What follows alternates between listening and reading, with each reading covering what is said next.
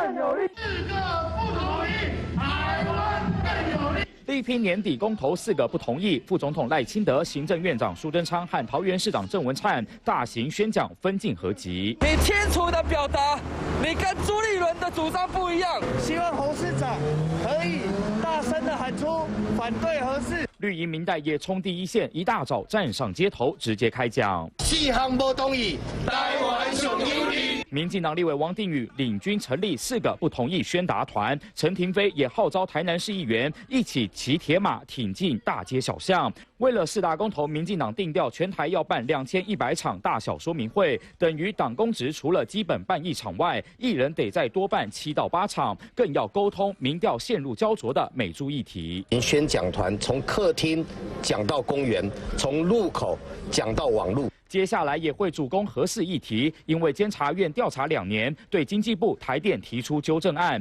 包括核四抗辐射外泄能力规定至少180天，但却下修到100天，买了2318个密封包材，却只用了114个。更严重的是，有如核电厂大脑的 DCIS 连接系统，更出现355项设备缺失，其他897项严重问题，还有70%没有解决。这一个公投。